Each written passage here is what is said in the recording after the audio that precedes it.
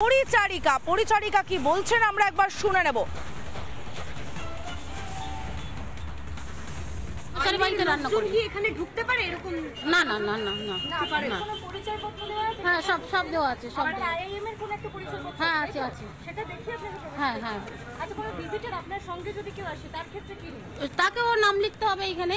আচ্ছা নাম লিখে তাকে, আচ্ছা নিয়ম রয়েছে যে এখানে ওনাদের আগে এন্ট্রি করতে হবে, সেখানে গিয়েও এন্ট্রি করতে হবে, দিয়ে সব ডিটেইলস দিতে হবে, দিয়ে তাহলে কি হস্টেলের রুমে ঢুকে যাওয়া যাবে? না না, তাহলে কোথায় যাওয়া যাবে?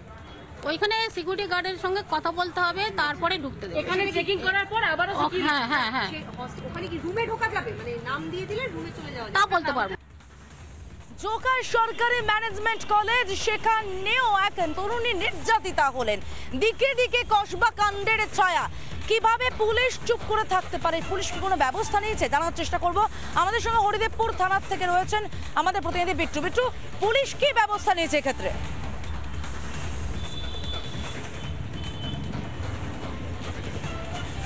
দেখো, এক্ষেত্রে পুলিশ মূলত দুটি ব্যবস্থা কার্যকর করার চেষ্টা করছে। তদন্তের ক্ষেত্রে এক সিসিটিভি ফুটেজ এবং মহিলার সাথে অর্থাৎ তরুণীর সঙ্গে কি করে যোগাযোগ হয়েছে, কোন মাধ্যমে যোগাযোগ হয়েছে, সমস্তটা জানার চেষ্টা করছে। ইতিমধ্যে অভিযুক্তকে জিজ্ঞাসাবাদ করে যেটা আপাতত পুলিশ জানতে পেরেছে যে একটি সোশ্যাল মিডিয়া প্ল্যাটফর্মের মাধ্যমে উভয়ের পরিচয় হয় এবং তারপরই মূলত একে অপরের সঙ্গে আলাপ এবং এই ঘটনা। আর আরেকটা বিষয় গুরুত্বপূর্ণ, এই মুহূর্তে আমরা যেটা জানতে পারছি, কেসের যে আইও ছিলেন আইওকে চেঞ্জ করে দেওয়া হয়েছে। ইতিমধ্যে সাব ইন্সপেক্টর, কেসের যে গুরুত্ব তা বিচার করে সাব ইন্সপেক্টর পদমর্যাদার এক অফিসারকে ইতিমধ্যে আইও হিসাবে নিযুক্ত করা হয়েছে এবং তিনি তদন্ত করে দেখছেন এবং তিনি জিজ্ঞাসাবাদের মাধ্যমে মূলত 4টি পয়েন্ট খুঁজে বার করার চেষ্টা করছেন, যার মধ্যে এক সিসিটিভি ফুটেজ, 2 নম্বর হচ্ছে যে খাবারের মধ্যে কি মেশানো হয়েছিল, সেটা কোনো ড্রাগ ছিল কিনা, যদি সেটা ড্রাগ হয় তাহলে সেটা কিভাবে এসছে তার কাছে, এবং তৃতীয়ত হচ্ছে ওই মহিলার সঙ্গে কিভাবে পরিচয় ঘটে। এই সমস্ত বিষয়গুলো সামনে উঠে আসছে এবং আমরা যেটা জানতে পাচ্ছি আপাতত সোশ্যাল মিডিয়ার মাধ্যমে। এবং আমি আরেকটা বিষয় এই মুহূর্তে উত্থাপন করবো যে আমি দেখতে পাচ্ছি প্রিজেন্ট ভ্যান আনা হয়েছে, আর কিছুক্ষণের মধ্যে কোর্ট প্রোডাকশন হবে অভিযুক্তর, এবং সেই কারণে এই মুহূর্তে হরিদেবপুর থানার সামনে প্রিজেন্ট ভ্যান আনা হয়েছে, আর কিছুক্ষণের মধ্যেই অভিযুক্তকে বের করে নিয়ে যাওয়া হবে এবং তখন আমরা জিজ্ঞাসা করবো যে কীভাবে গোটা ঘটনা ঘটলো।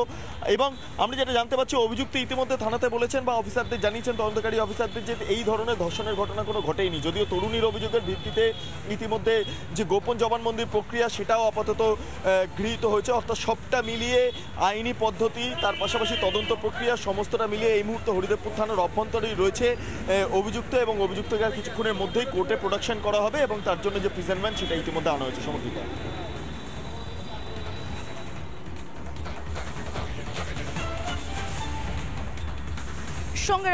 সঙ্গে থাকো বিট্টুর সঙ্গে থাকো, ঐনিলার সঙ্গে থাকো। আপনাদের আরও একবার জানিয়ে রাখতে চাইবো, জোকার সরকারি ম্যানেজমেন্ট কলেজ, সেখানে এই ধরনের ঘটনা ভয়ঙ্কর চিন্তাজনক ঘটনা।